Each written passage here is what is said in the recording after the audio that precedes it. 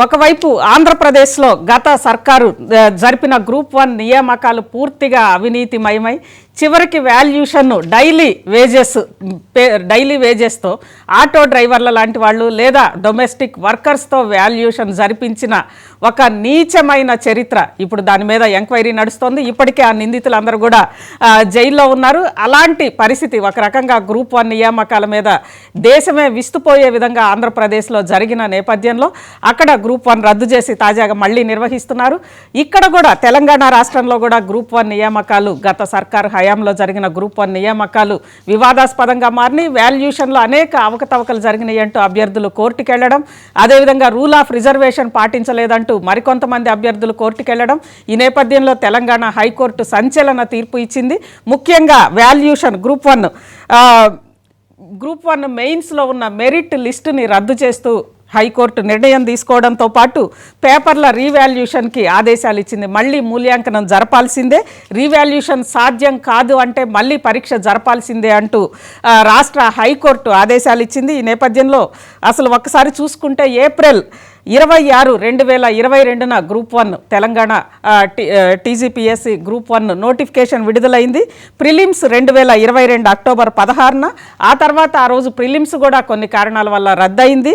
అదేవిధంగా 2023 జూన్ 11న మరోసారి ప్రిలిమ్స్ పరీక్ష నిర్వహించారు. మెయిన్ పరీక్ష 2023 జూన్ 5 నుంచి జూన్ 12 వరకు నిర్వహించిన నేపథ్యంలో ఆ రోజు మెయిన్స్ నిర్వహణ సమయంలోనే అత్యంత వివాదాస్పదంగా ముఖ్యంగా ఆ రోజు రాష్ట్ర ప్రభుత్వం విడుదల చేసిన జీవో 29ని నిరసిస్తూ కొంతమంది, జీవో 29 కావాలంటూ కొంతమంది, ఇలా రకరకాల వివాదాల మధ్య మొత్తానికి గ్రూప్ 1 పరీక్ష నడిచింది. నిర్వహించి ఇక ఉత్తర్వులు తీసుకోవడమే ఆలస్యం అనుకుంటున్న తరుణంలో వాల్యుయేషన్పై మళ్ళీ కూడా కొంతమంది కోర్టుకు వెళ్ళిన నేపథ్యంలో సుప్రీంకోర్టు యూపీఎస్సీ సివిల్ సర్వీస్ ఎగ్జామ్కి సంబంధించి యూపీఎస్సీ వర్సెస్ సంజయ్ తీర్పుని గతంలో సుప్రీంకోర్టు వెలువరించిన తీర్పుని ఆధారంగా చేసుకుని తెలంగాణ హైకోర్టు ప్రస్తుతం ఉన్న గ్రూప్ 1 మూల్యాంకనం మళ్ళీ జరపాల్సిందే అని చెప్పి నిర్ణయించింది. ఇక ఆంధ్రప్రదేశ్ సంగతి మనందరికి కూడా తెలిసిందే.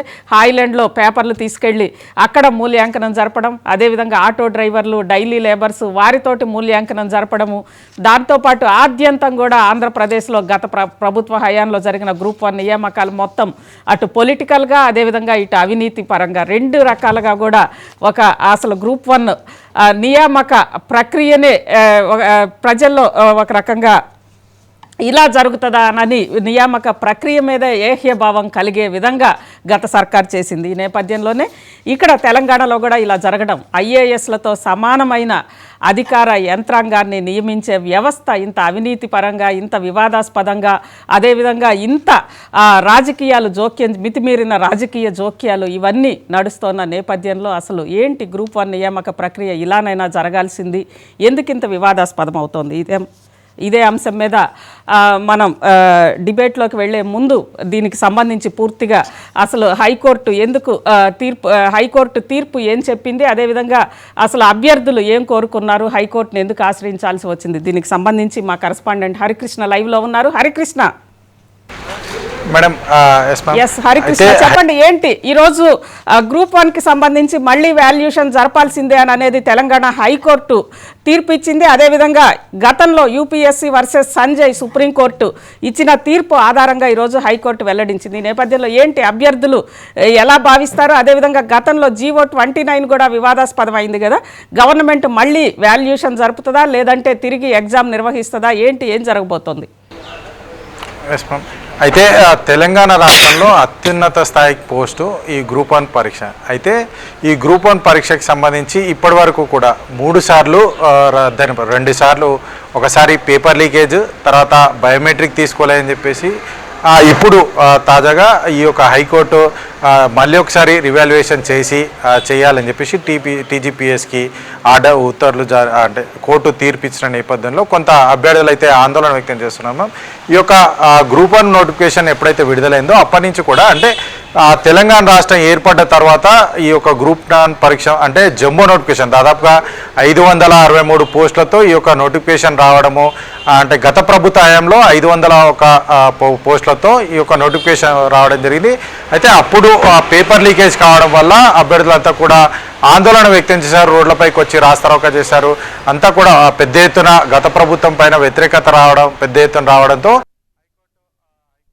అభ్యర్థులంతా కూడా హైకోర్టుకు వెళ్ళే నేపథ్యంలో పేపర్ లీకేజ్ జరిగిందన్న విషయం వాస్తవమే. సో ఇందుకోసం ఈ యొక్క నోటిఫికేషన్ రద్దు చేస్తున్నామని చెప్పేసి హైకోర్టు తీర్పు ఇవ్వడం జరిగింది. అయితే ఆ తర్వాత ఈ యొక్క బయోమెట్రిక్ పెట్టలేదని చెప్పి మళ్ళీ ఒకసారి ఈ యొక్క పరీక్ష కండక్ట్ చేసిన నేపథ్యంలో బయోమెట్రిక్ నిర్వహించలేదని చెప్పేసి ఆరోపణలు వచ్చిన నేపథ్యంలో హైకోర్టు నోటిఫికేషన్ రద్దు చేసింది. అయితే కాంగ్రెస్ సర్కార్ ఏర్పడిన తర్వాత ఈ యొక్క 501 పోస్టుకు అదనంగా 62 పోస్టులు కలుపుకొని మొత్తంగా 563 పోస్టులతో నోటిఫికేషన్ అయితే జారీ చేయడం జరిగింది. అయితే మెయిన్స్ పరీక్ష నిర్వహించినప్పుడు జీవో నెంబర్ 29 తీసుకొని వచ్చారు మ్యామ్. 29 తీసుకొచ్చిన నేపథ్యంలో అభ్యర్థులంతా కూడా ఆందోళన వ్యక్తం చేశారు. మెరిట్ ఆధారంగా ఈ యొక్క ఎంపిక ఎట్లా చేస్తారు, రూల్ ఆఫ్ రిజర్వేషన్ పాటించాలి ఖచ్చితంగా అని చెప్పేసి అశోక్ నగర్లో పెద్ద ఎత్తున ఈ యొక్క అభ్యర్థులంతా కూడా ఆందోళన వ్యక్తం చేశారు. అంతేకాకుండా దాదాపుగా 10 ఏళ్ళ తర్వాత వస్తున్న నోటిఫికేషన్ కాబట్టి మేమంతా కూడా చాలా ఏళ్ళ నుంచి ఇటు ఈ కోచింగ్ అంటే ప్రైవేట్ కోచింగ్ తీసుకోవడం, ప్రైవేట్ హాస్టల్లో ఉండడం, చాలా ఆర్థికంగా చాలా ఇబ్బందులు ఎదుర్కొన్నాం. అయినా కానీ సరే మేము అశోక్ నగర్, దిల్సుఖ్ నగర్, అమీర్పేట్ ఏరియాల్లో ఉండి చదువుకున్నాం. ఖచ్చితంగా ఎట్టి పరిస్థితుల్లో కూడా మా భవిష్యత్తు బాగుండాలి అని అంటే ఉద్యోగం సంపాదించాలి, అందులో గ్రూప్ 1 ఎగ్జామ్ ప్రతిష్టాత్మకంగా చాలామంది అభ్యర్థులు ఖచ్చితంగా ఈ యొక్క ఉద్యోగాన్ని సాధించాలన్న ఉద్దేశంతో వారంతా కూడా ఏళ్ల తరబడి ప్రిపేర్ అయ్యారు. కానీ దాదాపుగా 2 సార్లు రద్దు కావడము, ఈసారి హైకోర్టు ఈ యొక్క రివాల్యుయేషన్ మళ్ళీ జరపాలన్న నేపథ్యంలో నిరుద్యోగులంతా కూడా ఆందోళన వ్యక్తం చేశారు. కొంతమంది ఎవరైతే ఈ యొక్క కోర్టుకు ఈ యొక్క అంటే కాంగ్రెస్ సర్కార్ ఏర్పడిన తర్వాత ఇచ్చిన నోటిఫికేషన్ ప్రిలిమ్స్ సక్సెస్ఫుల్గా నిర్వహించడం, తర్వాత మెయిన్స్కు నిర్వహించిన నేపథ్యంలో కొంతమంది ఈ యొక్క మూల్యాంకనంలో తప్పు జరిగాయి, జనరల్ కేటగిరీలో ఎక్కువగా ఎంపిక చేశారు, రూల్ ఆఫ్ రిజర్వేషన్కి సంబంధించి ఈ యొక్క అంటే జనరల్ కేటగిరీకి సంబంధించి కొంత ఆందోళన అంటే అవకతవకలు జరిగాయంటూ కూడా కొంతమంది అభ్యర్థులు కోర్టుకు వెళ్ళిన నేపథ్యం ఉంది. సో ఈ నేపథ్యంలోనే హైకోర్టు ఈ యొక్క మూల్యాంకనం మళ్ళీ చేయాలి, అంతేకాకుండా ఒకవేళ మూల్యాంకనం చేయని నేపథ్యంలో మరోసారి ఈ యొక్క పరీక్షలు నిర్వహించాలంటూ కూడా కోర్టు అయితే తీర్పు ఇవ్వడం జరిగింది మ్యామ్. దీని పట్ల కొంతమంది అభ్యర్థులు సంతోషం వ్యక్తం చేస్తున్నారు, కొంతమంది ఏమో అంటే ఎవరైతే ఎంపిక అవుతారో వాళ్ళైతే మళ్ళీ కండక్ట్ చేయడం వల్ల కొంత ఆందోళన వ్యక్తం చేస్తున్నారు. Right, thank you Harikrishna. ఇక మనం డిబేట్లోకి వెళ్దాం. డిబేట్లో ప్రస్తుతం మనతో ఉన్నారు టీడీపీ ఎమ్మెల్యే, అదే తిరువూరు ఎమ్మెల్యే, అదేవిధంగా ఇప్పటికీ సివిల్ సర్వీసెస్కి సంబంధించి కోచింగ్ ఫ్యాకల్టీ శ్రీనివాస్ గారు, ప్రముఖ అకాడమిషియన్ శ్రీనివాస్ గారు ఉన్నారు, కొలికిపూడి శ్రీనివాస్ గారు, అదేవిధంగా కాంగ్రెస్ నుంచి మానవతారాయ్ గారు కూడా జూమ్లో జాయిన్ అవుతున్నారు. ముందుగా శ్రీనివాస్ గారితో మాట్లాడదాం. శ్రీనివాస్ గారు నమస్తే అండి. ఈరోజు మిమ్మల్ని పొలిటీషియన్గా కాదు అకాడమిషియన్గా పిలిచాము. ఎందుకంటే గ్రూప్ 1 కోచింగ్ మీరు ఎంతో కాలం నుంచి గ్రూప్ 1 కోచింగ్ ఇస్తున్నారు. ఈ మధ్య కాలంలో అటు తెలుగు రాష్ట్రాల్లో ఆంధ్రప్రదేశ్లో కానీ ఇక్కడ తెలంగాణలో కానీ చాలా వివాదాస్పదం అవ్వడము, గతంలో కూడా పేపర్ లీకేజ్లు లేదంటే ఒకసారి రద్దు అవ్వడాలు ఇవి జరిగినాయి. కానీ ఇంత మితిమీరిన రాజకీయ జోక్యాలు ఇవన్నీ కూడా ఈ మధ్యకాలంలో ఎక్కువైనట్లు అనిపించట్లేదు? చాలా దారుణం ఏంటంటే గ్రూప్ 1 లాంటి ఉన్నత స్థాయి ఉద్యోగాలకు జరిగిన పరీక్షలు ఏ కారణం వల్ల అయినా రద్దు చేయబట్టం అనేది వ్యవస్థ వైఫల్యంగా పరిగణించాలండి. మనకు జాతీయ స్థాయిలో అసలు మన పరిపాలన మొత్తం జిల్లా స్థాయిలో జరిగిద్దండి. కేంద్ర ప్రభుత్వం, రాష్ట్ర ప్రభుత్వం పైన ఉంటాయి. ప్రభుత్వాన్ని నడిపేది జిల్లా కలెక్టర్లు, శాంతి భద్రతలు చూసేది జిల్లా పోలీస్ అధికారులు. ఈ జిల్లా అధికారుల కోసం ఐఏఎస్, ఐపీఎస్ని సెలెక్ట్ చేయడం కోసం యూపీఎస్సి సివిల్ సర్వీస్ పరీక్షలు కండక్ట్ చేస్తుంది. రాష్ట్ర స్థాయిలో ఒక కలెక్టర్ తర్వాత లేదా ఒక ఎస్పీ తర్వాత ఒక జిల్లాని ఏం చేస్తాం, అసలు మన జిల్లానే రెవెన్యూ జిల్లా అంటాం. జిల్లా ఏర్పాటుకు ప్రాతిపదిక ఏంటంటే రెవెన్యూ వసూలు చేసుకోవడానికి ఒక జిల్లా, పన్ను వసూలు చేసుకోవడానికి ఒక జిల్లా. కలెక్టర్ పూర్తి పేరు కూడా రెవెన్యూ కలెక్టర్. రెవెన్యూ అసలు కలెక్టర్ అంటే వసూలు చేసేవాడు. ఏం వసూలు చేస్తాడంటే రెవెన్యూ వసూలు చేస్తాడు. ఈ జిల్లాని మళ్ళీ ఆ జిల్లా సైజుని బట్టి 2, 3 డివిజన్స్గా విడగొడతాం. ఆ డివిజన్కు ఉండే రెవెన్యూ అధికారి ఆర్డీఓ, రెవెన్యూ డివిజనల్ ఆఫీసర్. ఈ ఆర్డీఓనే ఆ తర్వాత సర్వీసులో ప్రమోషన్ వచ్చి మళ్ళీ ఐఏఎస్ అవుతారు. అంటే జాతీయ స్థాయిలో సెలెక్ట్ చేసే ఐఏఎస్ ఐపీఎస్ఎల్ని పక్కన పెడితే రాష్ట్ర స్థాయిలో జిల్లా స్థాయి అధికారుల్ని సెలెక్ట్ చేసేది గ్రూప్ 1. గ్రూప్ 1 అంటే జిల్లా స్థాయి అన్ని శాఖల జిల్లా స్థాయి అధికారులని గ్రూప్ 1 ద్వారా సెలెక్ట్ చేస్తారండి. ఈవెన్ పోలీస్ యంత్రాంగానికి సంబంధించి ఇప్పుడు రెవెన్యూ శాఖకు సెలెక్ట్ అయిన వాళ్ళని ఆర్డీఓ అంటారు లేదా సబ్ కలెక్టర్ అంటారు. పోలీస్ శాఖ అయితే డిప్యూటీ ఎస్పీ అంటారు. డిఎస్పీ కాదు, డిప్యూటీ ఎస్పీ. ఇప్పుడు ఒక ఎస్ఐ ప్రమోషన్ వస్తే సిఐ అవుతాడు, సిఐ ప్రమోషన్ వస్తే డివిజనల్ ఎస్పీ అవుతాడు, అది డిఎస్పీ. డిప్యూటీ ఎస్పీ అంటే డైరెక్ట్ గా గ్రూప్ 1 ద్వారా సెలెక్ట్ అయిన పోలీస్ అధికారి. ఆ తర్వాత అతను ఏఎస్పీ అవుతాడు, ఎస్పీ అవుతాడు. అంటే జిల్లాని నడిపే ఈ అధికారులకి ఉండాల్సింది ముందు నైతిక సామర్థ్యం లేదా నైతిక బలం, ఇంటిగ్రిటీ ఉండాలి, మొరాలిటీ, ఎథిక్స్. ఇప్పుడు సివిల్ 2011లో యూపీఎస్సీ కూడా సిలబస్లో కొన్ని మార్పులు చేసి ఎథిక్స్, యాప్టిట్యూడ్, ఇంటిగ్రిటీని అంటే నైతిక విలువల్ని, సమగ్రత, వ్యక్తిత్వ సమగ్రతని మనం వ్యవస్థలో చాలా రకాల అవినీతి చూస్తాం. రాజకీయ నాయకులు వస్తారు పోతారు, ఎమ్మెల్యేలు శాశ్వతం కాదు, మంత్రులు శాశ్వతం కాదు, ముఖ్యమంత్రులు శాశ్వతం కాదు, ప్రధానమంత్రి కూడా శాశ్వతం కాదు. రాజకీయాల ద్వారా అధికారంలోకి వచ్చిన వాళ్ళని పొలిటికల్ ఎగ్జిక్యూటివ్ అంటారు. వాళ్ళు టెంపరీ. పర్మనెంట్ ఎగ్జిక్యూటివ్ ఎవరంటే ఆఫీసర్లు. అంటే వ్యవస్థ ఎలా పనిచేస్తుంది అనేది నిర్ణయించేది అధికారులు. చాలామంది రాజకీయ నాయకులు అనుకుంటారు మనమే నడుపుతున్నాం అనుకుంటారు, కానీ అది వాళ్ళ అమాయకత్వం. ఈరోజు కూడా మీరు రాజకీయ నాయకులు చాలామంది మాట్లాడతారు, అధికారులు ఎవరు మా మాట వినట్లేదని అంటారు. అధికారులు ఎవరి మాట వినరు, వింటున్నట్టు నటిస్తారు. అయితే ఇక్కడ పాయింట్ ఏంటంటే ఒక జిల్లాని నడిపించే అధికారుల్ని సెలెక్ట్ చేసే గ్రూప్ 1 పరీక్షలో అవకతవకలు జరగటం రకరకాల రూపాల్లో. ఒకసారి పేపర్ లీక్ అయింది, ఒకసారి ఇంటర్వ్యూలో మార్కులు వేస్తారు, రిటర్న్లో ఎక్కువ మార్కులు వచ్చిన వాడికి ఇంటర్వ్యూలో తక్కువ మార్కులు వస్తాయి, రిటర్న్లో తక్కువ మార్కులు వచ్చి ఇంటర్వ్యూలో ఎక్కువ మార్కులు వచ్చి సర్వీస్లో ఉంటారు. వీటన్నిటి వల్ల ఏమవుతుందంటే వ్యవస్థ దెబ్బతింటుంది. ఇప్పుడు యూపీఎస్సీ సివిల్ సర్వీస్ పరీక్ష నిర్వహిస్తున్నారండి. నాకు తెలిసి నేను ఒక 28-29 సంవత్సరాల నుంచి ఈ ఐఏఎస్ అకాడమీ నడుపుతున్నా. ఎక్కడో బీహార్లో ఒకసారి ఒక పేపర్ లీక్ అవటం వల్ల ఒకసారి యూపీఎస్సీ ఎగ్జామ్ క్యాన్సిల్ అయింది. ఈ 30 సంవత్సరాల్లో నాకు తెలిసి, నేను కూడా పరీక్షలు రాశాను, నాకు తెలిసి యూపీఎస్సీ నిర్వహించే పరీక్షల్లో అట్లాంటిది ఏం జరగలేదు. కానీ 2004లో రాజశేఖర రెడ్డి గారు ముఖ్యమంత్రి అయిన తర్వాత 2005లో గ్రూప్ 1 జరిగితే పేపర్ మార్కెట్లో కూరగాయలు దొరికినట్టు దొరికింది. పేపర్లలో ప్రింట్ అయిందండి, న్యూస్ పేపర్స్ లో ప్రింట్ అయింది. ఆ రోజు రాత్రి పేపర్ లీక్ అయ్యేది, మరుసటి రోజు పొద్దున్నే ఆంధ్రజ్యోతిలో క్వశ్చన్ పేపర్ వచ్చేది. నేను చంద్రబాబు నాయుడు గారిని జీవితంలో మొట్టమొదట కలిసింది 2005లోనండి.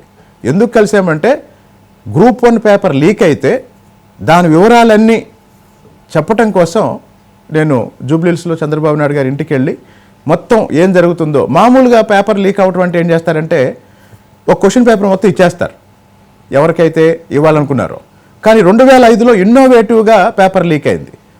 ఒక పేపర్లో 7 ప్రశ్నలు ఉంటాయి, 5 మీరు రాయాలి, 5 20 100 మార్కులు. పాత పద్ధతి ఏంటంటే మీకు క్వశ్చన్ పేపర్ ఇవ్వటం, మీ దగ్గర డబ్బులు తీసుకొని మీకు క్వశ్చన్ పేపర్ ఇవ్వటం. 2005లో చేసిన ఎక్స్పెరిమెంట్ ఏంటంటే మీరు రాయాల్సింది 5 కదా, నేను మీకు 7 ప్రశ్నలు కాకుండా ఈ 5 ప్రశ్నలే ఇచ్చాను, అంటే మీకు పేపర్ అందింది. ఇంకొక అభ్యర్థికి కొంచెం మార్చి 5 ప్రశ్నలు ఇచ్చాను, ఇంకొక అభ్యర్థికి ఆర్డర్ మార్చి 5 ప్రశ్నలు ఇచ్చాను. ఇలా పేపర్ లీక్ అయింది. 7 ప్రశ్నలు ఎవరికి రాలేదు. అలా అని క్వశ్చన్ పేపర్ మార్కెట్లో వదిలేయలేదు, క్వశ్చన్స్ చెప్పారు, అదొక పద్ధతి. దాని మీద కూడా పోరాడినా ఫలితం దక్కలేదు. అయితే గత 20 సంవత్సరాలుగా ముఖ్యంగా ఆంధ్రప్రదేశ్లో ఇట్లాంటి తప్పులు జరిగిన తర్వాత లేదా జరగటం వల్ల ఎవరైతే అప్పుడు అధికారంలో ఉన్న వాళ్ళ అండతో ఈ సర్వీసులోకి వచ్చారో కొంతమంది జైలుకి వెళ్తున్నారు, కొంతమంది అమరావతి రైతులు పాదయాత్ర చేస్తుంటే వాళ్ళు అధికారులు అన్న విషయం మర్చిపోయి ఒక రాజకీయ పార్టీ కార్యకర్తలాగా పనిచేసేవాళ్ళు, డిఎస్పీ స్థాయి వ్యక్తులు కూడా. ఎందుకు అని అందరూ అనుకునేవాళ్ళు. కానీ వాస్తవం నాకు తెలుసు, అతను డిఎస్పీ ఎలా అయ్యాడో నాకు తెలుసు, లేదా ఆమె డిప్యూటీ కలెక్టర్ ఎలా అయిందో నాకు తెలుసు. ఆ రోజు అలా ఒక నాయకుడి కోసం పనిచేశారు. ఎందుకు ఒక నాయకుడి కోసం పనిచేశారంటే ఆ నాయకుడి ద్వారానే వాళ్ళు ఆ ఉద్యోగంలోకి వచ్చారు. కాబట్టి ఈరోజు తెలంగాణ హైకోర్టు ఇచ్చిన ఈ తీర్పు ఏదైతే ఉందో మన రాష్ట్రానికో ఆంధ్రప్రదేశ్కో తెలంగాణకో లేకపోతే 1-2 రాష్ట్రాలకు పరిమితం కాదండి, దేశవ్యాప్తంగా ఇది ఒక పెద్ద సంచలనాత్మకమైన తీర్పు. ఇంతకుముందు పంజాబ్లో ఒక భారీ స్కామ్ జరిగింది, ఆ తర్వాత కొన్ని లక్షల మంది నష్టపోయారు. ఇప్పుడు కూడా దీని మీద సమగ్ర విచారణ, ఇక్కడ రాజకీయాలకు అతీతంగా ఎవరు అధికారంలో ఉన్నారు, ఎవరు నోటిఫికేషన్ ఇచ్చారు, ఎవరు ఎగ్జామ్ కండక్ట్ చేశారు, ఆంధ్రప్రదేశ్లో కూడా ఇప్పుడు ఇదే పరిస్థితి నడుస్తుంది. లక్షలాది మంది గ్రూప్ 1 యాస్పిరెంట్స్ ప్రభుత్వ నిర్ణయం కోసం, ఉన్నత న్యాయస్థానం నిర్ణయం కోసం ఎదురు చూస్తున్నారు. కాబట్టి అధికారంలో ఎవరున్నా గ్రూప్ 1కి సంబంధించి లేదా ఏ పోటీ పరీక్షకి సంబంధించి ఇప్పుడు ఆంధ్రప్రదేశ్ ప్రభుత్వం డిఎస్సి నిర్వహించిందండి. డిఎస్సి 200% ట్రాన్స్పరెంట్గా ఎక్కడ ఏ తప్పుకి అవకాశం లేకుండా లోకేష్ గారి నాయకత్వంలో డిఎస్సి పరీక్షలు పూర్తి చేశారు, సర్టిఫికేట్ వెరిఫికేషన్ పూర్తి చేశారు. రేపు 12వ తారీఖున నియామకాలు కూడా అది కూడా జరగబోతుంది. కాబట్టి ఈ విషయంలో ఎవరిని క్షమించడానికి అవకాశం ఇవ్వద్దు అనేది నా అభిప్రాయం. ఇక ఇదే అంశం మీద మానవతారాయ్ గారు కూడా ఉన్నారు. మానవతారాయ్ గారు, అదే వారితో పాటు ప్రభాకర్ చౌటి ఫ్యాకల్టీ వారు కూడా ఉన్నారు. మానవతారాయ్ గారు వినిపిస్తుందండి? మానవతారాయ్ గారు ఎస్, ఏంటండి ఈరోజు తెలంగాణ హైకోర్టు నిర్ణయాన్ని ఎలా తీసుకుంటారు? మీరు కూడా సుదీర్ఘకాలం నిరుద్యోగుల తరపున పోరాడిన వాళ్ళమే, అందరూ కూడా స్టూడెంట్స్ పాలిటిక్స్ నుంచి వచ్చారు, నిరుద్యోగులుగా పోరాడిన వాళ్ళే. ఏంటి ఈరోజు తెలంగాణ హైకోర్టు తీర్పుని ఎలా తీసుకుందాం? కోర్టు తీర్పుని ఎవరైనా గౌరవించాల్సి, ఎస్, కాకపోతే దీని మీద స్పందించాల్సింది ముందుగా TGPS, Telangana public service commission. ఎందుకంటే ఇక్కడ పరీక్షల నిర్వహణలో లోపాలు జరగలేదు, అక్రమాలు జరగలేదు. పరీక్షలు జరుగుతుండగా పేపర్లు లీక్ అయి జిరాక్స్ సెంటర్లో దొరకలేదు. 13 సంవత్సరాల తర్వాత హుందాగా ఒక పద్ధతి ప్రకారం అన్ని ప్రమాణాలు, భద్రతా ప్రమాణాలు పాటిస్తూ చక్కగా పారదర్శకంగా వేగవంతంగా పరీక్షను ప్రిలిమ్స్ మెయిన్స్ జూన్లో, తర్వాత జూన్లో ప్రిలిమ్స్ నిర్వహిస్తే జూలైలో ఫలితాలు ఇచ్చినాం. గతంలో అక్టోబర్లో పరీక్ష పెట్టి ఏప్రిల్లో ఫలితాలు ఇచ్చినాం. సర్టిఫికేట్ అంటే ధృవీకరణ పత్రాలు కూడా 523 ఉద్యోగాలకు అభ్యర్థులను కూడా ధృవీకరణ పత్రాలు పరిశీలన పూర్తయి.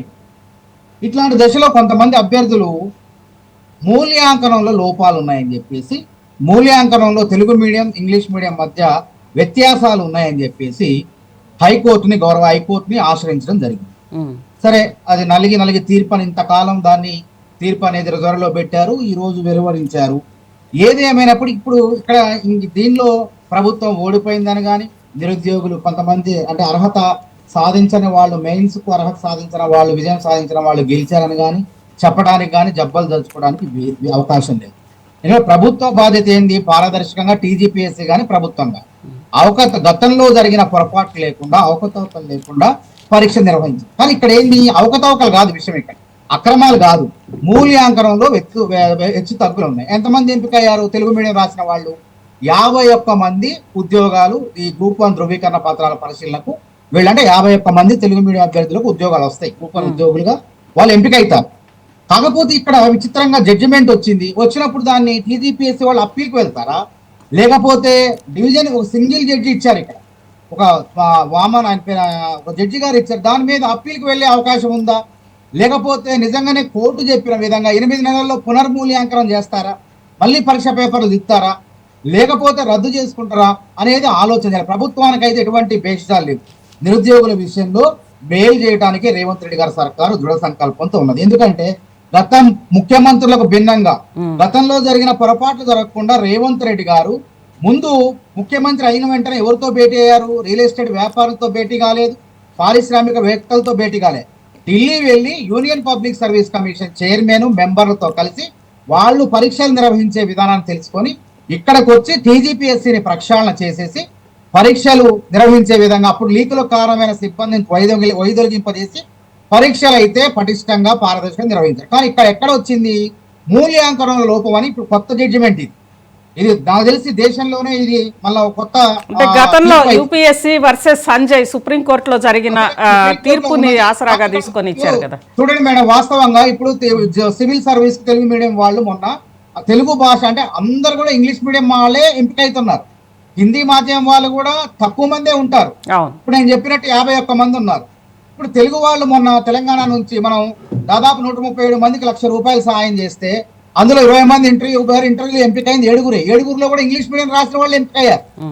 తెలుగు మీడియం వాళ్ళే లేదు. అంటే కారణం ఏంటంటే ఇప్పుడు రాను తెలుగు మీడియం రాసే వాళ్ళ సంఖ్య తగ్గిపోతుంది, ఇంగ్లీష్ మీడియం అనేది పెరిగిపోతుంది. సరే, మొత్తానికైతే జడ్జి గారు తీర్పిచ్చారండి. ఆ తీర్పుని మేమైతే ప్రభుత్వ పరంగా మేమైతే దాన్ని చూస్తున్నాం, గౌరవిస్తున్నాం. దాన్ని నిర్ణయం తీసుకోవాల్సింది టీజీపీఎస్సీ. కాబట్టి దీనివల్ల మేము ప్రభుత్వం ఏం తప్పు చేయలేదు. గతంలో జడ్జిమెంట్లు వేరు. గతంలో ప్రభుత్వాలు ఎందుకు ఆగిపోయినాయి, కోర్టు తీర్పు ఎందుకు ఇచ్చినాయి అంటే గతంలో బయోమెట్రిక్ పాటించలేదు, పారదర్శక విధానాలు లేవు, ప్రశ్నాపత్రాలు లీకేజీలు. దానివల్ల హైకోర్టు పోతే నిరుద్యోగులు హైకోర్టు రద్దు చేయమని చెప్పింది.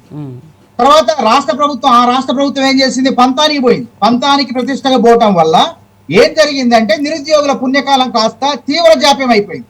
అంటే 13 సంవత్సరాలకు వచ్చింది. మళ్ళీ 8 నెలల్లో ఈ 13 సంవత్సరాల పరీక్ష మళ్ళీ 8 నెలల్లో పునర్మూల్యాంకనం చేయాలి, మళ్ళీ ఫలితాలు విడుదల చేయాలని అంటే ఇంకో సంవత్సరం 14 నెలలు, నాకు తెలిసి 14 సంవత్సరాలు బట్టే అవకాశం కూడా ఉంది. కాబట్టి రాష్ట్ర ప్రభుత్వం ఏమో పంతాలకు పోదు. టీజీపీఎస్సీ ఇప్పుడు అప్పీల్కి వెళ్తుందా, ధర్మాసనానికి వెళ్తుందా, ధర్మాసనానికి వెళ్తుందా, అంటే ఫుల్ బెంచ్ కి వెళ్తుందా అనే అంశాన్ని ఇప్పుడు పరిశీలించాలి. కాబట్టి మాలాంటి వాళ్ళు మేము చెప్పినా లేకపోతే వేరే వాళ్ళు ఏది చెప్పినా అది సరైనటువంటి సమాధానం కాదు. సాయంత్రానికి స్పందించాల్సింది తెలంగాణ పబ్లిక్ సర్వీస్ కమిషన్ వాళ్ళు ఏ నిర్ణయం తీసుకుంటారో దాన్ని బట్టి మనం కూడా మాట్లాడటం అనేది జరుగుతుంది. రైట్. ఇక ఇదే అంశానికి సంబంధించి ఫ్యాకల్టీ ఉన్నారు. ఎస్ ప్రభాకర్ గారు వినిపిస్తోందండి నా వాయిస్? ఒక్కసారి ప్రభాకర్ గారు ఆడియో చెక్ చేయండి. ఎస్ శ్రీనివాస్ గారు, ఒకటి గతంలో హాయిలాండ్లో జరిగిన ఇన్సిడెంట్ అంటే మొత్తం కూడా ఎవరిని ఆటో డ్రైవర్లని వాళ్ళతో వీళ్ళతో కూడా మూల్యాంకనం చేయించారని అనేది ఒకటి. ఆ తర్వాత ఇక్కడ గతంలో పేపర్లు వరుసగా లీక్ అయినాయి.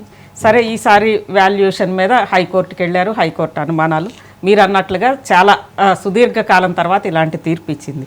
ఏంటి అసలు ఈ గ్రూప్ 1 సివిల్ సర్వీస్ అంత పర్ఫెక్ట్గా జరుగుతుంటే ఎందుకు ఇంత జోక్యం ఎందుకు రాష్ట్ర ప్రభుత్వాలది గ్రూప్ 1లో? అంటే ఎక్కడైతే అవినీతికి ఆస్కారం ఉంటుందో అక్కడ ఇట్లాంటివి జరుగుతాయండి.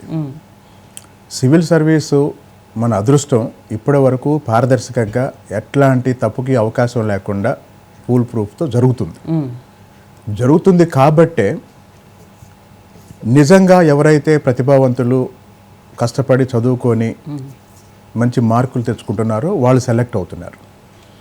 మీరు ప్రతి సంవత్సరం గమనిస్తే సివిల్ సర్వీస్ రిజల్ట్స్లో సరైన ఇల్లు కూడా లేని వాళ్ళు, అత్యంత నిరుపేద కుటుంబాల నుంచి వచ్చిన వాళ్ళు, అంటే వాళ్ళు లంచాలు ఇచ్చే పరిస్థితి కూడా లేదు. బాగా చదువుకున్నారు, కష్టపడి ప్రిపేర్ అయ్యారు, పరీక్ష రాస్తున్నారు, ఇంటర్వ్యూ చేస్తున్నారు, వస్తున్నారు, సర్వీస్ సాధిస్తున్నారు. కానీ గ్రూప్ 2, గ్రూప్ 1 ఇందులో మళ్ళీ గ్రూప్ 2కి సంబంధించి కూడా పెద్దగా ఇట్లాంటి వివాదాలు రావు. కానీ గ్రూప్ 1కి సంబంధించి నేను చెప్పినట్టు 2004 తర్వాత ఈ జబ్బు మొదలైంది. అంతకుముందు రికమెండేషన్లు ఉండేవంట. రికమెండేషన్లు అంటే ఎవరన్నా బాగా ఉన్నత స్థానంలో ఉన్నవాళ్ళు బోర్డులో, ఇంటర్వ్యూ బోర్డులో ఉన్న వాళ్ళకి ఎవరికన్నా ఓకే మాకు తెలిసిన అబ్బాయి వస్తున్నాడు, మాకు తెలిసిన అమ్మాయి వస్తుందని రికమెండేషన్లు ఉండేవి, డబ్బులు కాదు నాకు తెలిసి. కానీ 2004 తర్వాత ఇష్టం వచ్చినట్టు పోస్టులు అమ్ముకోవటం మొదలుపెట్టారు. ఆ పర్యవసానం ఈరోజు ఆంధ్రప్రదేశ్లో, మీరు గత ప్రభుత్వంలో ఆంధ్రప్రదేశ్లో కొంతమంది అధికారుల్లా కాకుండా ఒక పార్టీ మద్దతుదారులుగా పనిచేయడానికి కారణం ఏంటంటే ఆ పార్టీ నాయకుల మద్దతుతోనే వాళ్ళు ఉద్యోగాల్లో చేరారు. నాకు చాలా పేర్లు తెలుసు, చాలా చెప్పాలని పేర్లు వస్తున్నాయి. కానీ ఈరోజు నేనున్న నా ఒక శాసనసభ్యులుగా రాజకీయ పార్టీ నుంచి వాళ్ళు ఒక బాధ్యతాయుతమైన శాసనసభ్యులుగా నా ఉన్నారు. పార్టీకి ఎట్లా నేను వ్యక్తిగతంగా అనుకోండి నన్ను ఎవరు ఆపలేరు, కానీ నేను ఇప్పుడు ఒక పార్టీ కార్యకర్తగా మాట్లాడాలి. కానీ చాలా చాలా ఈ జడ్జిమెంట్ చూసిన తర్వాత ఒక బాధ ఏంటంటే ఈ జడ్జిమెంటు మంచి కోసం ఇచ్చిన జడ్జిమెంటు 2022లో నోటిఫికేషన్ వచ్చింది ఏప్రిల్లో, 2024లో తుది ఫలితాలు వచ్చినాయి. ఇప్పుడు ఆ జడ్జిమెంట్ ఇప్పుడు ఆ రిజల్ట్నే కొట్టేస్తే 8 నెలలు టైం ఇచ్చింది కోర్టు మళ్ళీ రీవాల్యుయేషన్ కోసం. ఒకవేళ రీవాల్యుయేషన్ సాధ్యం కాకపోతే మళ్ళీ పరీక్ష పెట్టమని, అంటే ఇంకా 2 సంవత్సరాలు పట్టింది. అంటే 2022లో ఈ ఎగ్జామ్ కోసం ఈ ఎగ్జామ్ రాసిన వాళ్ళు అంతకుముందు ఒక 2-3 సంవత్సరాల క్రితం మొదలుపెట్టుంటారు. అసలు 12 ఏళ్లుగా నోటిఫికేషన్ లేదు కదా. మొదలుపెట్టుంటారు. ఈ నేపథ్యంలో ఒక నిరుద్యోగ యువతి కానీ యువకుడు కానీ వాళ్ళ జీవితం మొత్తం ఈ తీర్పు అంటే వాళ్ళ జీవితాన్ని నిర్ణయిస్తుంది. ఒక ఎగ్జాము ఒక జీవితం అండి, ఒక రిజల్టు ఒక జీవితం.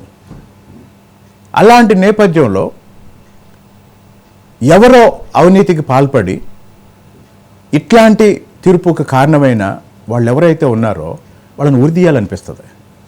ఎందుకు అంటే ఒకళ్ళని ఇద్దరిని కాదు, వ్యవస్థ మొత్తాన్ని వాళ్ళు ఇబ్బంది పడుతున్నారు. కాబట్టి ఈ తీర్పుని బెంచ్ మార్క్గా ఇందాక సోదరుడు మానవతా రాయ్ చెప్పాడు, స్పందించాల్సింది సర్వీస్ కమిషన్. అది ఆంధ్రప్రదేశ్ అయినా తెలంగాణ అయినా ఇంకో రాష్ట్రం అయినా సర్వీస్ కమిషన్ పారదర్శకంగా పరీక్షలు నిర్వహించాలి. మూల్యాంకనానికి సంబంధించి పేపర్ ఇవాల్యుయేషన్కి సంబంధించి అర్హులైన ప్రొఫెసర్లతో పేపర్లు దిద్దించాలి. ఇప్పుడు అర్హులైన ప్రొఫెసర్స్తో పేపర్ దిద్దించినప్పుడు ఏమైంది, నాకు తెలిసిన చాలామంది ఫ్రెండ్స్ ఇవాల్యుయేషన్కి వెళ్తారు, యూపీఎస్సీ ఇవాల్యుయేషన్కి వెళ్ళే వాళ్ళు కూడా ఉన్నారు. అది చాలా కాన్ఫిడెన్షియల్గా జరిగింది, చాలా చాలా కాన్ఫిడెన్షియల్గా జరిగింది. ఆ ప్యానెల్లో ఉన్న వాళ్ళు కూడా పబ్లిసిటీ ఇచ్చుకోరు. నేను యూపీఎస్సీ ప్యానెల్లో ఉన్నాను లేదా నేను ఏపీపీఎస్సీ ప్యానెల్లో ఉన్నాను. కాకపోతే ఎవరిని పిలుస్తారు, ఆ సబ్జెక్ట్లో సీనియర్ మోస్ట్ ఎవరు ప్యానెల్లో ఉండే అవకాశం ఉందనేది కొద్దిమందికి తెలుస్తుంది. చాలా కొద్దిమంది ఫ్రెండ్స్ చెప్పుకుంటారు, నేను విజయవాడ వెళ్తున్నాను, ఈ డ్యూటీ ఉంది అంటే రాష్ట్రం విడిపోయిన తర్వాత, కాబట్టి నేను అమరావతి వెళ్తున్నాను, ఈ డ్యూటీ ఉంది, ఈ పేపర్ వాల్యుయేషన్కి వెళ్తున్నానని. కానీ ఎప్పుడైతే ఉద్యోగాలు అమ్ముకోవటం మొదలైందో అది నోటిఫికేషన్తో మొదలవుతుంది, రిక్రూట్మెంట్తో ఎండ్ అవుతుంది. కానీ ఎప్పుడైతే ఈ అవినీతి ద్వారా ఉద్యోగాలు సంపాదించారో ఇవన్నీ చూస్తున్న నిరుద్యోగ యువకులు కేసులు వేస్తున్నారు, పోరాటం చేస్తున్నారు. ఫలితంగా ఇలాంటి తీర్పులు వస్తున్నాయి. ఇప్పుడు మళ్ళీ ఈరోజు తీర్పు తర్వాత ఆ పరీక్ష రాసిన వాళ్ళందరి పరిస్థితి ఏంటి, మళ్ళీ చదువుకోవాలి. ఇప్పుడు వచ్చిన వాళ్ళు ఇబ్బంది పడతారు, రాని వాళ్ళు ఇబ్బంది పడతారు. ఇంకోటి, ఈ సెలెక్ట్ అయిన వాళ్ళల్లో అందరూ అవినీతి పరులై ఉండరు, అందరూ అక్రమ మార్గాల్లో సెలెక్ట్ అయి ఉండరు. ఎవరో కొంతమంది ఈ దారుణం చేస్తుంటారు, ఈ అవినీతికి పాల్పడి ఉంటారు, లేదా ఈ తప్పులకి బాధ్యులై ఉంటారు. ఇప్పుడు వాళ్ళ వల్ల ఏమవుతుంది, మొత్తం నోటిఫికేషన్ రద్దు అవుతుంది. అన్నిటికీ మించి ఏంటంటే వ్యవస్థ మీద నమ్మకం పోతుంది. రేపొద్దున మార్కెట్లోకి వచ్చేవాళ్ళు నేను చదువుకుంటే నాకు ఉద్యోగం వస్తుంది అనే నమ్మకం ఎవరు కల్పిస్తారు? ఇక్కడ ఒక్క నిమిషం ఎమ్మెల్యే గారు, 1 minute మానవతారాయ్ గారు, ఎమ్మెల్యే గారు, ఒక్క సెకండ్. మానవతారాయ్ గారు, ప్రభాకర్ గారు కూడా ఉన్నారు. ప్రభాకర్ గారితో మాట్లాడినాక మీ దగ్గరకు వస్తా. ప్రభాకర్ గారు నమస్తే మేడం. ఎస్ నమస్తే. ఏంటండి ఈరోజు హైకోర్టు తీర్పు ఒక రకంగా అసలు తెలంగాణ రాష్ట్రంలో, సరే ఆంధ్రప్రదేశ్లో కూడా అలానే జరిగింది, అది పక్కన పెడితే తెలంగాణ రాష్ట్రం అనేది నీళ్లు నియామకాలు, నిధులు నీళ్లు నియామకాల కోసం ఏర్పడిన రాష్ట్రంలో నియామకాల కోసం రాష్ట్రం ఏర్పడక ముందు ఎన్నాళ్ళు వెయిట్ చేశారు, ఏర్పడిన తర్వాత 12 ఏళ్ల తర్వాత వచ్చిన నోటిఫికేషను ఇంత ప్రతిసారి కూడా ఇంత వివాదాస్పదం కావడం, గత ప్రభుత్వంలో ఇచ్చిన నోటిఫికేషన్ పూర్తిగా పేపర్ లీక్ అయిందని, లేదంటే ఇలా రకరకాల ఆరోపణలు. సరే ఇప్పుడు మళ్ళీ కోర్టు. ఏంటి అసలు ఇక నిరుద్యోగుల భవిష్యత్ ఏంటి? ఎంతకాలం అశోక్ నగర్లో నిజంగా ఒక పూట తినక ఎంతకాలం బతుకులు ఈడుస్తారు చెప్పండి. ఏంటి ప్రభాకర్ గారు?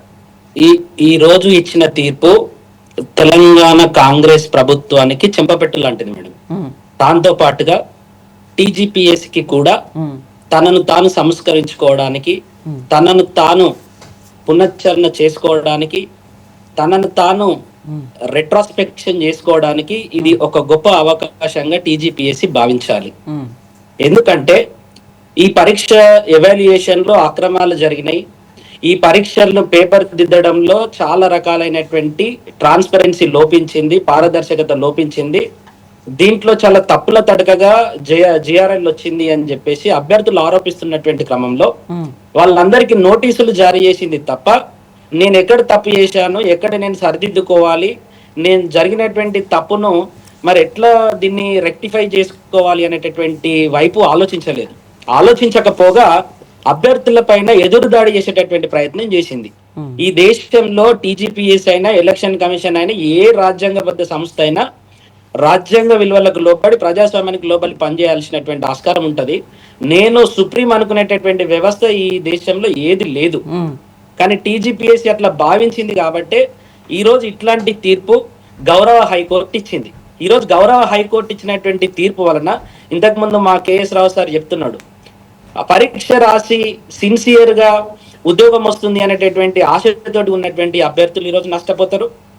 అక్రమంగా చొరబడాలి అనుకున్నటువంటి అభ్యర్థులు ఎట్లాగో ఈ మొత్తం వ్యవస్థను నాశనం చేస్తారు. ఈరోజు మళ్ళీ పరీక్ష రాయాల్సినటువంటి పరిస్థితి వస్తుంది. ఎట్లాగూ టీజీపీఎస్సీ నాకున్న ఎక్స్పీరియన్స్ ప్రకారం అయితే రీఎవాల్యుయేషన్ చేయదు.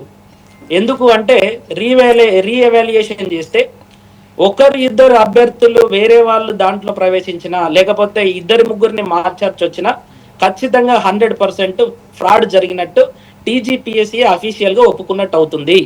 కాబట్టి మళ్ళీ ఎగ్జామ్ రీకండక్ట్ చేయాల్సినటువంటి పరిస్థితి ఈ రోజు వచ్చింది.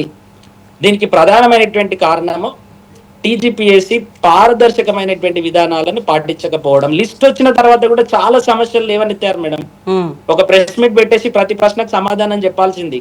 తర్వాత హైకోర్టులో టీజీపీఎస్సీ వాదించిన ప్రతి వాదన కూడా అసంబద్ధంగా, అన్యాయంగా, అభ్యర్థులను గందరగోళానికి గురి చేసే విధంగా మాత్రమే ఉంది తప్ప, తాను ఎస్కేప్ కావడానికి మాత్రమే చూసింది తప్ప, బాధ్యతాయుతంగా, అకౌంటబిలిటీగా ఇది న్యాయము, ఇది జస్టిస్, ఇది ట్రాన్స్పరెన్సీ అని చెప్పేసి చెప్పడానికి టీజీపీఎస్సీ ప్రయత్నం చేయలేదు. అదే చాలా బాధాకరమైనటువంటి విషయము. చాలా మంది అభ్యర్థులకు ఫ్రస్ట్రేషన్ తెప్పించినటువంటి విషయం కూడా అదే.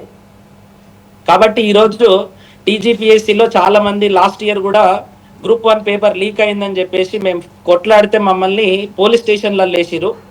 ఈ రోజు కూడా అభ్యర్థులు కొట్లాడుతూనే ఉంటారు. టీజీపీఎస్సీలో ఇంతకు ముందు చేసినటువంటి వాళ్ళందరూ కూడా వాళ్ళు రిటైర్ అయిపోయారు, పెన్షన్ తీసుకుంటారు, వాళ్ళు హ్యాపీగా ఉన్నారు. ఇక్కడ ఓవరాల్ గా నష్టపోయేదంతా కూడా విద్యార్థులే మేడం. రైట్. ఎస్, మానవతారాయ్ గారు. ఇప్పుడు ఇక్కడ గమనించాల్సిందంటే ఆంధ్రప్రదేశ్ లో గ్రూప్ 1 లో జరిగిన అక్రమాలు ఒక చోట తీసుకుపోయి ఫంక్షన్ హాల్లో రాయించడం కదా, ఇక్కడ అంతా సవ్యంగానే సాగింది. మూల్యాంకనంలో తెలుగు మాధ్యమం, ఇంగ్లీష్ మాధ్యమం అభ్యర్థుల మధ్య మార్కుల్లో వ్యత్యాసం వచ్చింది.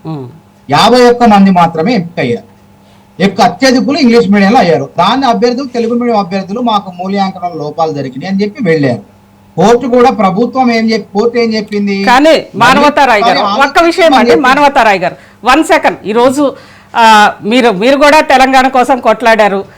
ఎన్ని సంవత్సరాల నుంచి అశోక్ నగర్లో, లేదంటే రామ్ నగర్లో, అశోక్ నగర్లో ఎన్ని సంవత్సరాల నుంచి, దాదాపు మీ ఏజ్ ఉన్న వాళ్ళు కూడా ఇంకా రాస్తున్నారు కదా మానవతారాయ్ గారు. మీతో పాటు చదువుకున్న వాళ్ళు అందరూ కూడా ఇంకా రాస్తున్నారు. పెళ్లిళ్ళు వదిలేశారు, కుటుంబాలను వదిలేశారు. ఎన్ని సంవత్సరాలు రాస్తా ఉన్నారు? ఎంతకాలం ఇది జరగాలి? ఎంతకాలం అంటే అది మనం ఏం చేస్తాం? అది ఇప్పుడు నచ్చలేదా అని కోర్టుకు పోయింది. కొంతమంది జీవో 55 మీద పోయారు, జీవో 29 వద్దన్నారు.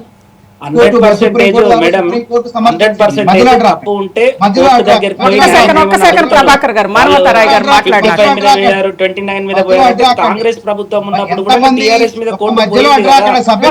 ప్రభాకర్ గారు, మానవతారాయ్ గారు మాట్లాడినాక మీ దగ్గరకు వస్తా. మానవతారాయ్ గారు మాట్లాడినాక మీ దగ్గరకు వస్తా. ప్రభాకర్ గారు, మానవతారాయ్ గారు. ఇప్పుడు సుప్రీంకోర్టు పోయారు, 55, 29 పెట్టారు, 55. సుప్రీంకోర్టు తిరస్కరించారు. 19 రాష్ట్రాల్లో ఏమవుతుందో అదే విధానాన్ని ఇక్కడ సుప్రీంకోర్టు జడ్జిమెంట్ ప్రకారమే ఏది జరిగింది. ఇప్పుడు తీర్పు వచ్చినా కానీ, ఇప్పుడు వచ్చిన తీర్పు కూడా సుప్రీంకోర్టు మార్గదర్శకాల తీర్పుల ప్రకారమే తీర్పు వచ్చింది. మేము ఏమంటున్నాం? ఆ తీర్పును మేము రాష్ట్ర ప్రభుత్వ పరంగా గౌరవిస్తాం. మాకు పంతాలు, పట్టింపులు గత ప్రభుత్వం లైవ్ ఉండవు. గతంలో బయోమెట్రిక్ ద్వారా పరీక్ష రద్దు చేస్తే, హైకోర్టు రద్దు చేస్తే, ఈ ప్రభుత్వం వెంటనే పరీక్షలు మళ్ళీ తిరిగి నిర్వహించకుండా ఆ ప్రభుత్వం, బీఆర్ఎస్ ప్రభుత్వం ఏం చేసింది? సుప్రీంకోర్టులో సవాల్ చేసింది. అంటే పుణ్యకాలం కాస్త అయిపోయింది. కాబట్టి రేవంత్ రెడ్డి గారు వచ్చిన తర్వాత, ముఖ్యమంత్రి గారు అయిన తర్వాత చాలా పరీక్ష నిర్వహణ లోపాలు లేవు. మూల్యాంకనంలో హెచ్చుతగ్గులు వచ్చినాయి, వ్యత్యాసాలు వచ్చినాయి. ఇక్కడ కోర్టు కూడా ఏం చెప్తుంది? మళ్ళీ ఒకసారి చేయమంటాను. రాష్ట్ర ప్రభుత్వాన్ని కానీ టీజీపీఎస్సీ నేను తప్పు పట్టలేదు. దిద్దిన వాడు ఆ మూమెంట్, ఆ మెంట, ఆ విధంగా ఆ పరిస్థితులు, మానసిక పరిస్థితులను బట్టి ఉంటుంది అదంతా. కాబట్టి నిజంగానే ఒక్కరిద్దరు కదా 3 సార్లు ఒకసారి పేపర్ తీస్తే 3 దాన్ని పరిశీలిస్తారు. మళ్ళా కౌంటింగ్ కూడా 3 పరిశీలిస్తారు. పరిశీలించిన తర్వాత కూడా ఈ తీర్పు వచ్చింది. అయినప్పటికీ టీజీపీఎస్పీ ఏ విధంగా స్పందించాలి? దీన్ని ఏమంటారు? అక్రమాలు జరిగినాయి, అన్యాయం జరిగింది. ఇది తప్పు, అక్రమాలు కాదు. మూల్యాంకనంలో తెలుగు మీడియం ఇంగ్లీష్ మీడియం మధ్య వ్యత్యాసం ఉంది.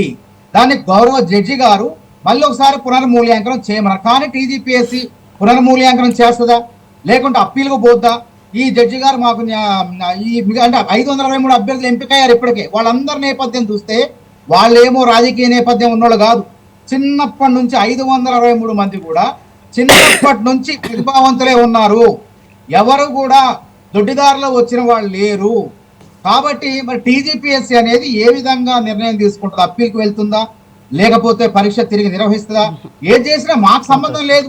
పరీక్ష నిర్వహిస్తానంటే టీజీపీఎస్సీ నిర్ణయం తీసుకుంటే ప్రభుత్వం బాజాప్తగా సహకరిస్తుంది. అందుకే నిరుద్యోగుల విషయంలో పంతాలకు పట్టింపులకు మేము పోము. ఎందుకంటే 60,000 ఉద్యోగాలు గత ప్రభుత్వం ఇచ్చిన నోటిఫికేషన్ వాళ్ళ వల్ల చేత కాకపోతే 60,000 ఉద్యోగాల లోపాలు లేకుండా భర్తీ చేసిన పాత నోటిఫికేషన్ల బూతు గ్రూప్ 1, గ్రూప్ 2, గ్రూప్ 3 ఈ 3 మిగిలిపోయినాయి. ఎందుకు మిగిలిపోయినాయి? గ్రూప్ 1తో గ్రూప్ 2 ముడిపడి ఉంది, గ్రూప్ 2తో గ్రూప్ 3 ముడిపడి ఉంది.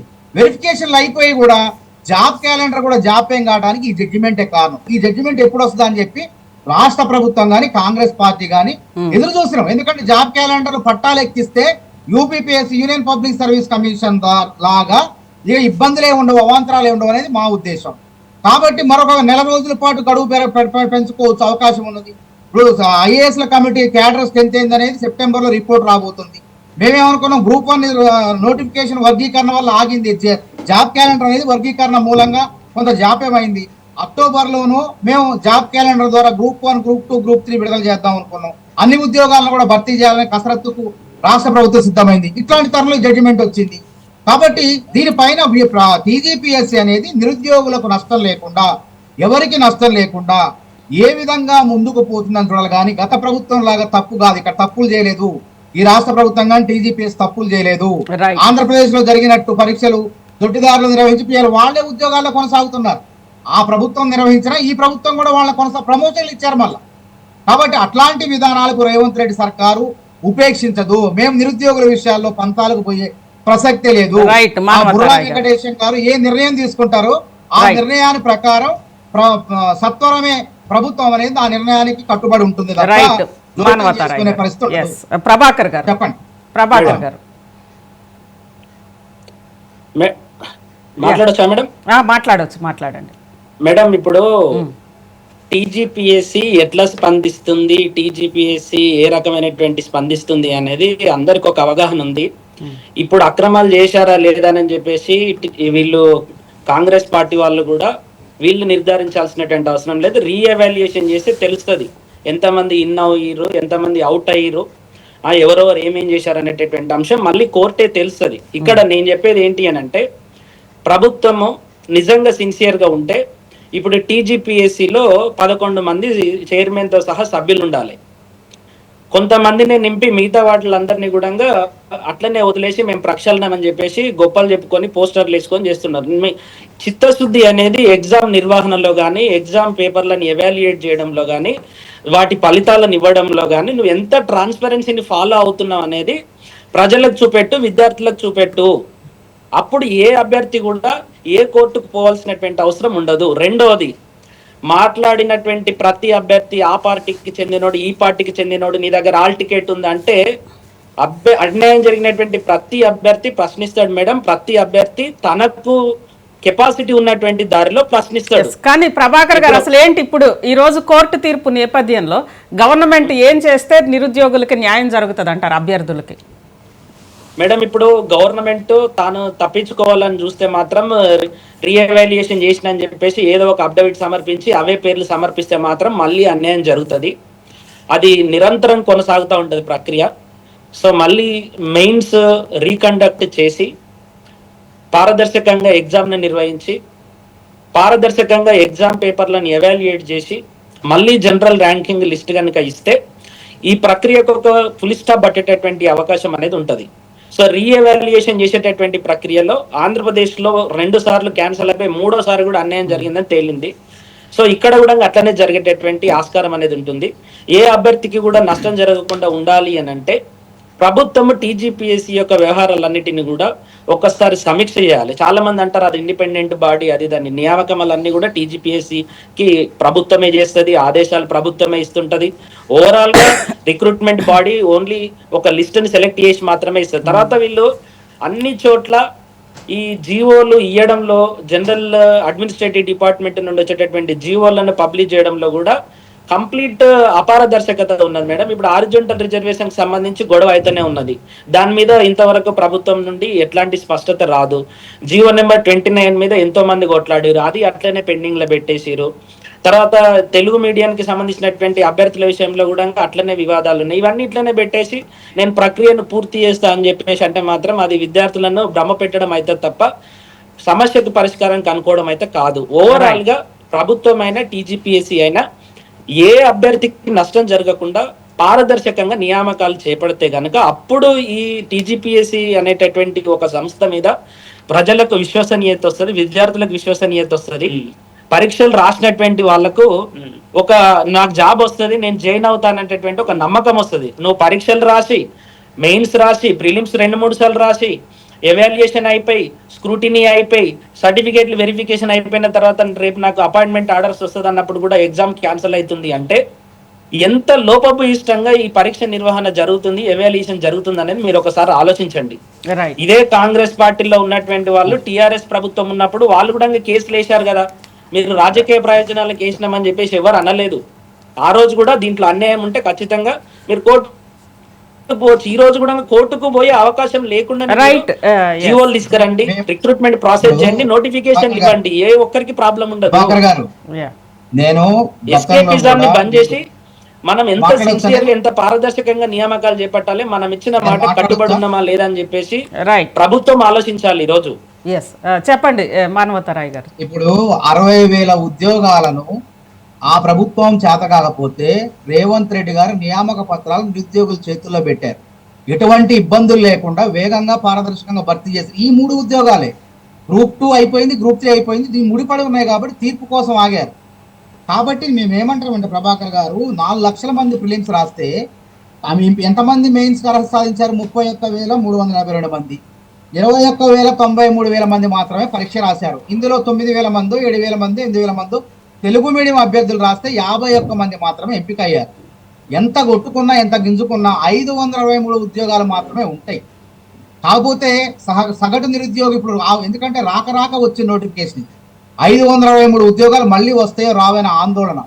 ఈ 20,000 రాసినప్పటికీ మనం రాలేదనే ఆందోళన. సరే, అభ్యర్థులు మాకు అన్యాయం జరిగింది, తెలుగు మీడియం వాళ్ళకి అన్యాయం జరిగింది, ఇంగ్లీష్ మీడియం వాళ్ళు ఎక్కువ మంది ఎంపిక అయ్యారనే ఉద్దేశంతో పోయారు తప్ప ప్రభుత్వం చంపపెట్టు, ప్రభుత్వాలు అక్రమాలు చేస్తే చంపపెట్టు అయింది. ప్రభుత్వం కానీ టీజీపీఎస్సీ కానీ ఇక్కడ అక్రమాలు ఏం జరగలేదు. ఇది చంపపెట్టు కాదు, లేదా చంపక ముద్దు కాదు. గతంలో కూడా డిబేట్ లో చెప్పినారు. జీవో నెంబర్ 29 అప్పుడు కూడా సుప్రీం కోర్టులో ప్రభుత్వ వాదనలు గెలిచిన తర్వాత నేను ఏం చెప్పినంటే ఇది ప్రభుత్వ విజయం కాదు, నిరుద్యోగుల అపవిజయం కాదు, ఇదన్నీ నేను స్పష్టంగా చెప్పిన, ఎప్పుడైనా గుర్తుపెట్టుకోండి. కాబట్టి ఇప్పుడు ఏం జరగాల, మనం ఉన్నది ఈ నోటిఫికేషన్ తోనే, ఈ 3 ఉద్యోగాలతోనే, గ్రూప్ 1, గ్రూప్ 2, గ్రూప్ 3 రేపు వచ్చే జాబ్ క్యాలెండర్ ఉన్నది. కాబట్టి ప్రభుత్వం ఎప్పటికి కూడా జాబ్ క్యాలెండర్ ద్వారానే ఉన్న ఉద్యోగాలను భర్తీ చేయాలని ఉన్నది. ఈ తీర్పు వచ్చింది. తీర్పు వచ్చినప్పుడు టీజీపీఎస్సీ వాళ్ళు అప్పీల్కి వెళ్తారా, ఫుల్ బెంచ్కి వెళ్తారా అనేది మనం చూడాలి. అంతేగాని ఏదైనా అభ్యర్థులకి మంచి జరిగేలాగా నెక్స్ట్ చర్య ఉండాలని అనేదే ప్రభాకర్ గారు కానీ అందరు అంటున్నారు. పంతాలు లేవు, పట్టింపులు లేవు, నిరుద్యోగుల మేలు కోసం మేము సిద్ధంగా ఉన్నాం. ఏం జరుగుతుంది చూద్దాం. శ్రీనివాస్ గారు పూర్తి కాపీ కూడా రాలే మన చేతికి ఇంకా. శ్రీనివాస్ గారు, ఒకటి మనం అక్కడ ఆంధ్రప్రదేశ్ది ఇంకా ఇలానే కొనసాగుతోంది సీరియల్ లాగా, ఇది కూడా మళ్ళీ మొదటికి వచ్చినట్లుగా కనిపిస్తోంది. ఏంటి అసలు వీటన్నిటికీ పరిష్కారం? అసలు ముందు ఈ రిక్రూట్మెంట్ ప్రక్రియ నుంచి రాజకీయాలను వేరు చేయాలండి. ఆంధ్రప్రదేశ్లో జరిగిన దారుణాలకు కారణం ఏంటంటే వైఎస్ఆర్సీపీ విద్యార్థి విభాగం అధ్యక్షుడిగా పనిచేసిన వ్యక్తిని తీసుకెళ్లి ఏపీపీఎస్సీలో వేశారు. అసలు ఏపీపీఎస్సీ లాంటి ఒక రాజ్యాంగబద్ధమైన స్వతంత్ర ప్రతిపత్తితో పనిచేసే ఒక సంస్థలో విద్యావంతుల్లో సీనియర్స్ని, అంటే సీనియర్ మోస్ట్ ప్రొఫెసర్స్ని, అధికారుల్లో పదవి విరమణ చేసిన అధికారుల్ని, లేకపోతే సర్వీసులో చివరిలో ఉన్న అనుభవం ఉన్న అధికారుల్ని, నిజాయితీ ట్రాక్ రికార్డు ఉన్న వాళ్ళని చైర్మన్ గాను మెంబర్స్ గాను పెడితే వ్యవస్థకు కావాల్సిన మంచి ఉద్యోగుల్ని, మంచి అధికారుల్ని సెలెక్ట్ చేస్తారు. అలా కాకుండా ఎవరికో ఎమ్మెల్యే టికెట్ ఇవ్వలేకపోయాం కాబట్టి సర్వీస్ కమిషన్లో మెంబర్షిప్ ఇచ్చి, అలాగనే మా ఊరు నుంచి ఎవరో వచ్చి అన్న నేను 30 ఏళ్ళు నీతో ఉన్నాను రాజకీయంగా, నా కొడుకుని ఏదో ఒకటి చేయండి అంటే అతనికి డిప్యూటీ కలెక్టర్ వేసి ఇట్లా చేస్తే పరిస్థితి ఇలానే ఉంటుందండి. దీనివల్ల వ్యవస్థ లోపల ఎంత కుళ్ళిపోతుందో, మీరు ఈరోజు ఎక్కడికి వెళ్ళినా కూడా డబ్బులు లేకుండా ఎందుకు పని కావట్లేదంటే వీళ్ళంతా కూడా ఖర్చు పెట్టి కోట్ల రూపాయలు ఖర్చు పెట్టి ఆ ఉద్యోగాల్లోకి వస్తున్నారు. దాన్ని ఆపాలి. దాన్ని ఆపాలంటే సర్వీస్ కమిషన్ని, రాజకీయాల్ని వేరు చేసి సర్వీస్ కమిషన్లు ప్రక్షాళన చేయాలి. ఈరోజు జాతీయ స్థాయిలో ఇంతకుముందు కాంగ్రెస్ పార్టీ ఉన్నా, ఇప్పుడు బీజేపీ ఉన్నా, యూపీఎస్సీ ఎలా అయితే పనిచేస్తుందో అలా రాష్ట్ర స్థాయిలో కూడా state public service commission chairman అయినా, సభ్యులైనా రాజకీయాలకు అతీతంగా పనిచేసేవాళ్ళని, రాగద్వేషాలకు అతీతంగా పనిచేసేవాళ్ళని, కుల మతాలకు అతీతంగా పనిచేసేవాళ్ళని, కేవలం ప్రతిభ ఆధారంగా సెలెక్ట్ చేసేవాళ్ళని, మార్కులు వేసేవాళ్ళని ఆ స్థానాన్ని పెడితే, అదే సమయంలో అవినీతికి ఆస్కారం లేకుండా సర్వీస్ కమిషన్ని ప్రక్షాళన చేస్తే, వాస్తవానికి ఇక్కడ తెలంగాణ వచ్చిన తర్వాత అలాగనే ఆంధ్రప్రదేశ్లో కూడా, ఇక్కడ తెలంగాణలో అక్కడ ఆంధ్రప్రదేశ్లోనూ కొంత ప్రయత్నం జరిగిందండి. మధ్యలో మళ్ళీ ఈ పొరపాట్లకు అవకాశం ఇచ్చే వాళ్ళకి అందులో పదవులు ఇవ్వటం వల్ల ఈ దారుణాలు జరుగుతున్నాయి. అంటే ఇప్పుడు మీరు ఫస్ట్లో చెప్పారు ఈ గ్రూప్ 1 అధికారులే రేపు యంత్రాంగాన్ని మొత్తం కూడా రాష్ట్రాల్లో జిల్లా స్థాయిలో కానీ కింద స్థాయి నుంచి నడుపుతారు అని చెప్పి, అలాంటి వాళ్ళకి రిక్రూట్మెంట్ సమయంలో కొంతమందికి ఏమో డబ్బులో లేదా రాజకీయంగానో వాళ్ళు ఉద్యోగాలు పొందడము, ఇంకొంతమంది అత్యంత నైరాశ్యంగా దాదాపు 15 ఏళ్ళు 20 ఏళ్ళు వేచి చూసి రిక్రూట్మెంట్, దాంతో ఒక నెగిటివ్ ఫీలింగ్తో వస్తారు కదా. ఇవన్నీ కూడా అంటే అసలు ఒక జనాల్లో నమ్మకం కలిగించాలన్నా, నిరుద్యోగుల్లో ఒక విశ్వాసం కలిగించాలన్నా ఏంటి? ఒకటేనండి, అసలు పూర్తిగా ప్రక్షాళన చేసి రాజకీయాలతో సంబంధం లేకుండా, ఇప్పుడు ఆంధ్రప్రదేశ్లో ఒక దశలో ఏం జరిగింది, ఒక రిక్రూట్మెంట్లో 1 నుంచి 10వ ర్యాంకుల వరకు 9 మంది ఒకే కులం వాళ్ళు 2 జిల్లాల వాళ్ళు వచ్చారు. ఎందుకంటే కావాల్సిన అన్ని తీసుకొచ్చి సివిల్ టాపర్స్ కూడా ప్రిలిమ్స్ లో క్వాలిఫై కావాలి. ఇప్పుడు 2019 2024 మధ్య చాలా జిల్లాల్లో పోలీస్ శాఖలోను, రెవెన్యూ శాఖలోను ఉన్నత స్థానాల్లో ఉన్నవాళ్ళు వాళ్ళు ఎట్లా ఆ సర్వీస్లోకి వచ్చారంటే 2004 తర్వాత జరిగిన దారుణాల వల్ల వచ్చారు. మరి ఈరోజు వాళ్ళు రాజకీయంగానే పనిచేస్తున్నారు. మీరు గమనించండి, మీరు చాలా సంవత్సరాల నుంచి జర్నలిజంలో ఉన్నారు, నేను చాలా సంవత్సరాల నుంచి రాజకీయాలు పరిశీలిస్తున్నా. ఒక ప్రభుత్వం వచ్చిన తర్వాత కొంతమంది అధికారుల్ని పోస్టింగ్ ఇవ్వకుండా పెట్టాల్సిన పరిస్థితి ఎందుకు వచ్చిందంటే వాళ్ళు సర్వీస్లో ఉన్నప్పుడు చేసిన పొలిటికల్ యాక్టివిటీస్. వాళ్ళ ఉద్యోగం వాళ్ళు చేస్తే ఏ ప్రభుత్వం ఎవరిని ఇబ్బంది పెట్టదండి. కానీ ఉద్యోగం బదులు రాజకీయం చేస్తే అధికారంలో ఉన్న రాజకీయ పార్టీ నాయకుడి సంతోషం కోసం ప్రతిపక్ష నాయకుల్ని ఇబ్బంది పెడితే, లేదా రిక్రూట్మెంట్కి సంబంధించి ఇంత దారుణం ఏంటండి, మీరు ఇందాక చెప్పారు ఆటో డ్రైవర్ చేత గ్రూప్ 1 పేపర్ దిద్దించారని, ఇంకా చాలా దారుణాలు ఉన్నాయి. సో వీటన్నిటి మీద సమగ్రంగా మనం మామూలుగా పెద్దానికి సిబిఐ విచారణ అంటాం, వాస్తవానికి ఒకసారి విచారణ చేయించి బాధ్యులైన వాళ్ళని సీరియస్గా శిక్షిస్తే కనీసం అప్పుడైనా సర్వీస్ కమిషన్ని, రిక్రూట్మెంట్ ప్రాసెస్ని ప్రక్షాళన చేయకపోతే మన వ్యవస్థ మొత్తం నాశనం. ఇది క్యాన్సర్ లాంటిది. ఎందుకంటే మిగతా ఎక్కడన్నా తప్పు జరిగితే అంతవరకే నష్టం ఉంటుంది, కానీ అసలు రిక్రూట్మెంట్ ప్రాసెసే ఎందుకు రిక్రూట్మెంట్ ప్రాసెస్లో ఇట్లాంటివి జరుగుతుందంటే మొత్తం వ్యవస్థ మొత్తం మా వాళ్ళే ఉండాలి అన్న ప్రయత్నం ఒక 20 సంవత్సరాల క్రితం జరిగింది. కాబట్టి ఈరోజు ఈరోజు ఆ రోజు వేసిన ఆ విషపూరితమైన విత్తనాలు ఇప్పుడు విషవృక్షమై ఎదిగినాయి. రైట్, థ్యాంక్ యూ శ్రీనివాస్ గారు, అదేవిధంగా మానవతారాయ్ గారు, ప్రభాకర్ గారు మహా డిబేట్లో పాల్గొన్నందుకు. మొత్తం మీద ఈరోజు ఇటు అంటే బాధ్యత గల ఉన్నతాధికారులని, ఒక రకంగా రాష్ట్రాలని, జిల్లాలని, ప్రభుత్వ యంత్రాంగాన్ని, ప్రజలని నడిపే అధికారుల నియామక ప్రక్రియలోనే ఒక రాజకీయ జోక్యం, మితిమీరిన రాజకీయ జోక్యము, అవినీతి రెండూ చోటు చేసుకుంటుంటే చివరికి వాళ్లే అధికారులై సమాజాన్ని పూర్తిగా అలానే చేస్తారు. ఇది గత దాదాపు 20 ఏళ్ల క్రితం పడిన ఈ విషపూరితమైన విత్తనాలు దాదాపు వ్యవస్థని నాశనం చేస్తున్నాయి. ఇది ఒక క్యాన్సర్ లాంటిది. ఇప్పటికైనా రెండింటిని కూడా అటు ఆంధ్రప్రదేశ్లో ఇటు తెలంగాణలో సర్వీస్ కమిషన్ని ప్రక్షాళన చెయ్యాలి. యూపీఎస్సీ లాగానే రాజకీయాల జోక్యం లేకుండా పారదర్శకమైన నియామక ప్రక్రియ ఉండేలాగా ముందు సర్వీస్ కమిషన్స్ని ప్రక్షాళన చేయాలి అని అనేది మహా డిబేట్లో వచ్చిన అభిప్రాయం. ఇది ఈరోజు మహా డిబేట్.